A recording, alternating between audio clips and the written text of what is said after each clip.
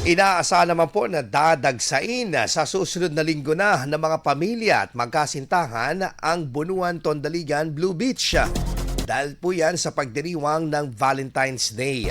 Ayon sa ilang food vendors na nakapwesto po sa naturang beach, posible pang mas dumami ang bibisita lalo na sa Pebrero 14. Partikular bandang hapon hanggang gabi kung kailan karaniwang namamasyal at nagdi-date ang magkasintahan sa tabing dagat.